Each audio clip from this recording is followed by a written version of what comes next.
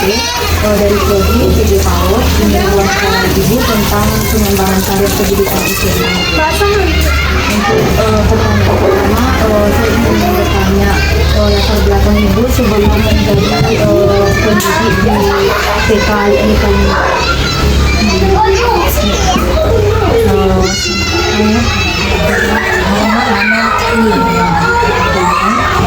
Kebetulan sebelum mengajar di TK ibu ya dulunya cuma sebagai ibu rumah tangga. Tiga anak kecilnya cuma besar anak.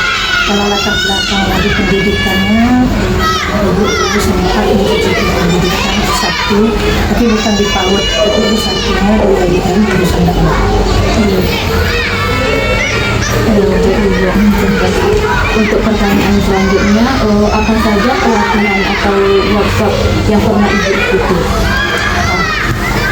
Selama perjalanan di TK ya,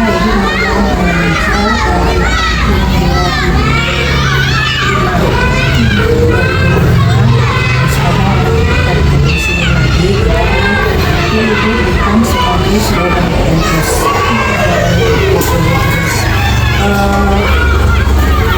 Pendidikan yang sudah dilaksanakan baik workshop untuk pendidikan sudah banyak.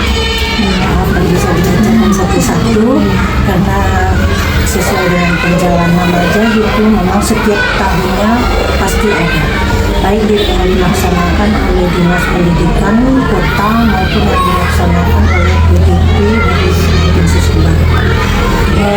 Dari awal mengajar pertama 2005 sampai 2008 ibu itu tempatnya di TK Agirsa. Setelah itu ibu berusaha dari sana dan masuk ke TK Lingkata terhitung dari 2008 sampai sekarang. Perjalanan karirnya cukup rumit juga ya. Di tahun 2008 itu ibu mendapat panggilan untuk mengikuti PLPG. Alhamdulillah waktu itu masih tahun 2012, belum terhitung linear, jadi linearitasnya tidak ada. Ibu yang dari sarjana IAIN dakwah dapat panggilan. Kebetulan kami ada beberapa orang yang tidak linear bagaimana dengan PAUD. Kami dapat panggilan PLPG. PLPG itu adalah salah satu pelatihan yang diberikan oleh Kemendikbud untuk mendapatkan sertifikasi. Di tahun itu kami ada beberapa program sertifikasi.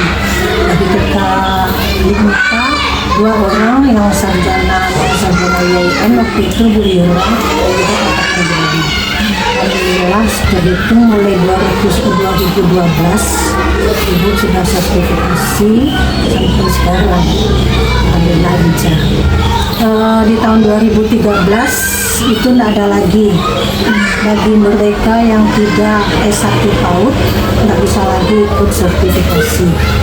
Karena sejak itu banyak teman-teman yang SMA itu kan yang ingin menyamakan pendidikannya, ingin menyamakan kompetensinya dengan PG PAUD.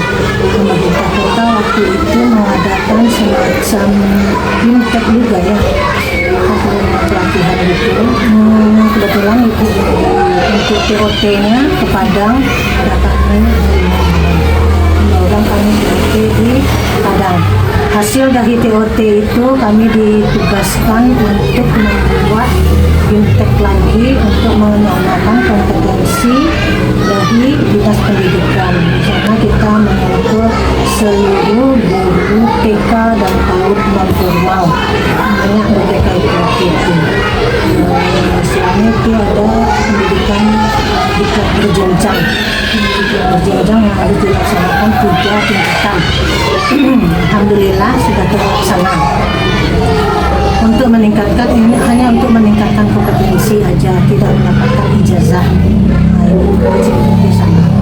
Pada tahun 2012 itu juga ibu mencoba juga membuat sebuah PAUD non formal yang sampai sekarang alhamdulillah masih jalan. Itu sekarang sudah jadi program Isyarat Hasanah. Dia kenal lah kan. Ibu di sana dengan pendidik dan pengelolanya waktu itu, pengelolanya ibu sendiri.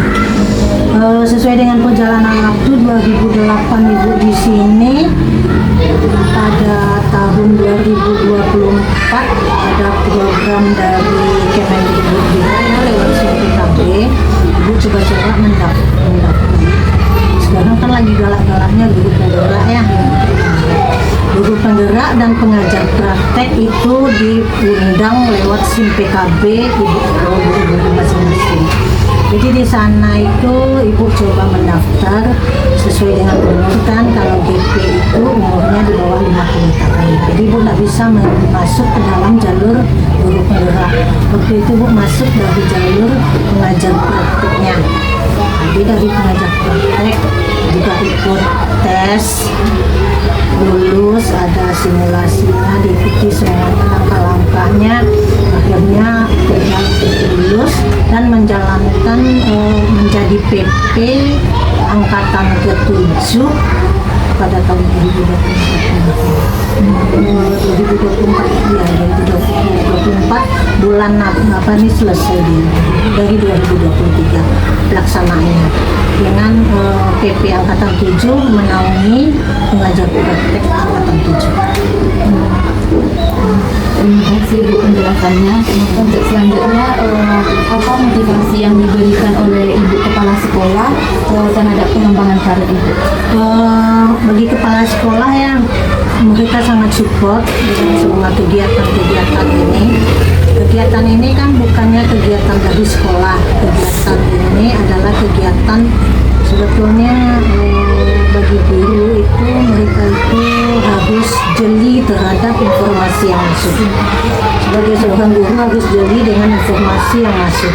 Semua informasi itu ada pada akun kita masing-masing. Jadi waktu kepala sekolah kita dapat informasi lewat buka akun, ada PR-nya kan, belajar.id gitu, ada setelah diberitahu kepada kepala sekolah, seluruh persyaratan itu diketahui kepala sekolah semua. Jadi ada izin dari kepala sekolah.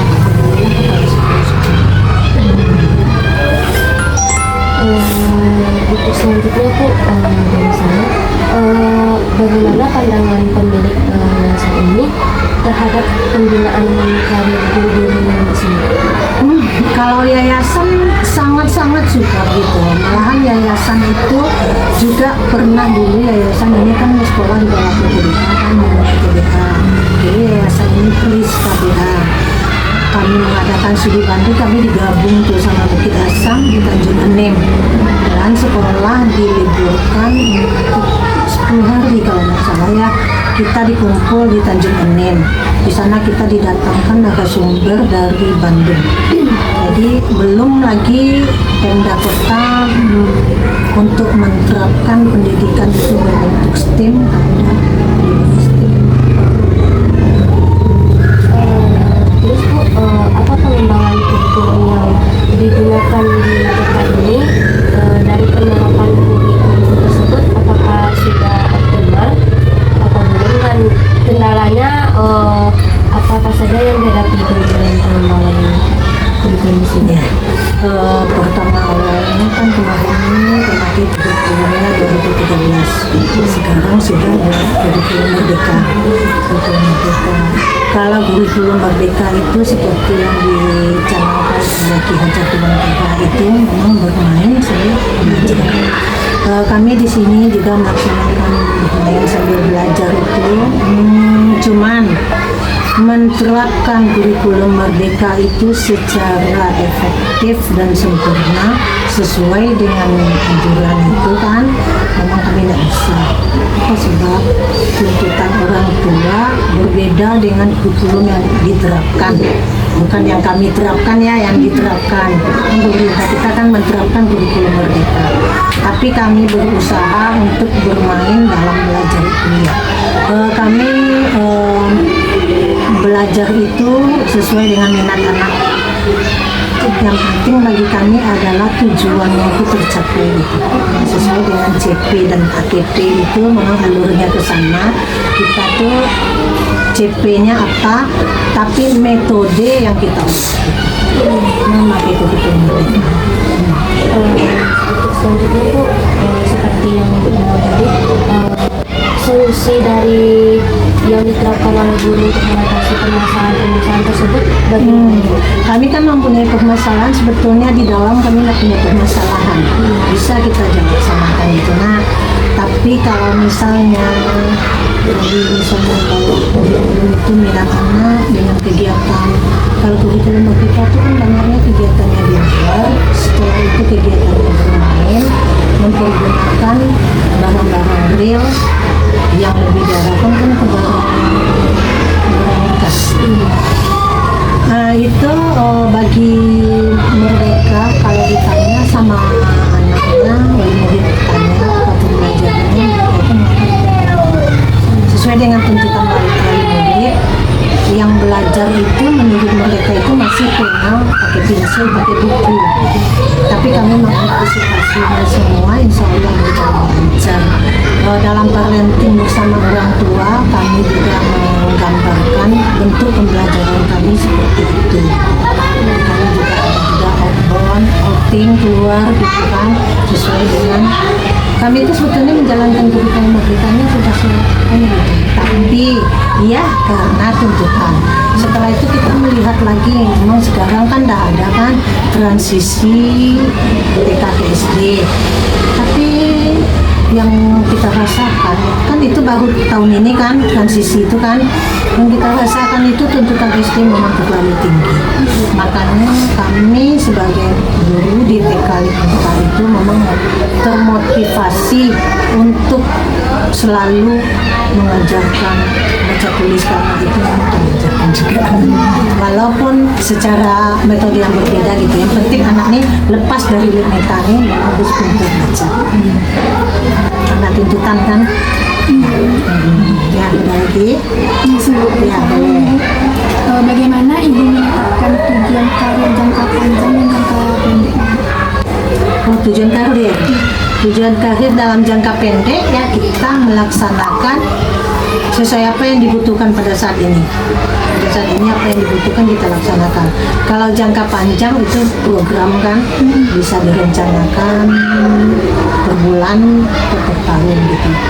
Kalau karir itu, kalau kita melihat kan karir itu sesuainya ada batas-batas waktu ya. Biasanya kalau misalnya Merdeka Belajar lewat Merdeka.id itu ada batas waktu. Jadi kita mengejarnya ke sana, mendahulukan yang penting dulu. Nanti yang jangka panjangnya baru kita sesuaikan. Pertanyaan selanjutnya, bagaimana ibu menghadapi perubahan dalam industri yang dapat mempengaruhi karir ibu? Industri Perubahan apa yang akan ibu hadapi? Misalkan kan seperti kurikulum merdeka itu untuk perubahannya bagaimana ibu menghadapinya gitu. Menghadapinya itu secara perlahan-lahan, menyesuaikan dengan apa yang dituntut. Yang penting kita itu dalam pembelajaran itu kita mengarahkan kepada minat anak. Memang anak itu kita itu cuman sebagai apa ya? Sebagai apa aja, pendamping mereka aja, faktornya aja gitu. Apa yang diminati anak itu yang kita ikuti aja. Kita untuk pembelajaran besok, kita kan punya nih RPP ya, kita punya RPP kan dah kita pelajari itu. Oh besok nih ini. Tinggal kita setiap mau pulang itu kita sepakati sama anaknya. Kita sepakati dulu ya, besok kita mau belajar apa ya. Ini tema kita ini, kita sepakati dulu. Oh kita besok kayak sekarang anak-anak tuh, besok kita bikin perpustakaan ya, kita bikin perpustakaan. Kita ikuti gitu, sedikit-sedikit perpustakaan kita juga belajar bikin perpustakaan gitu. Komunikasi mereka keluar, kita harus sepakati sama dia. Di dalam lokal pun begitu, kalau mau belajar sepakati dulu, kita bikin kesepakatan kelas.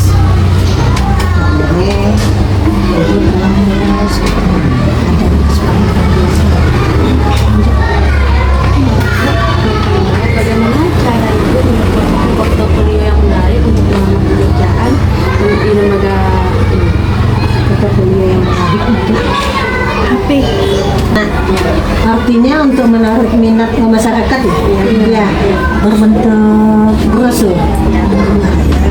Kami dalam brosur itu cuma menampilkan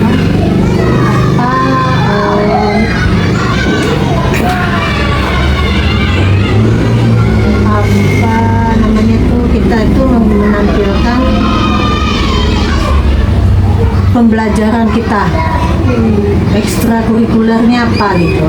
Kalau yang pembelajaran yang biasa aja semua sekolah mungkin sama ya, hukumannya kayak gini, cuman kita itu menampilkan di Litnita ini kita punya drum band, kita tampilkan gitu. Jadi daya tarik istilahnya di Poso itu ada daya tariknya, anak-anak itu apa yang akan membawa kita. Kalau misalnya brosur itu kita bikin menonjolkan semua yang berpotensi dari TK kita. Walaupun TK kita ini kan TK umum gitu, kita juga di sini pembelajaran agamanya. Nah, itu harus kita tonjolkan tuh untuk mempromosikan sekolah kita. Itu pun harus kita praktekkan dalam keseharian. Anak belajar sholat ya betul-betul bacaan sholat, anak itu harus betul-betul dapat mereka, bukan sekedar di kertas saja gitu. Insya Allah sekarang kita masih dalam teori, kalau semester 2 nanti langsung prakteknya setiap hari anak biasanya sholat duha. Mereka itu diajarkan tuntas sampai belajar baca doa. Itu saja wanita dari Bu. Ya, Kalau ada salah maaf ya Bu. ya, ibu pun juga gitu ya. Kalau ibu ada salah, ibu juga mohon maaf. Apabila ada yang dibutuhkan lagi, silakan lagi. Terima kasih. Ya, terima kasih.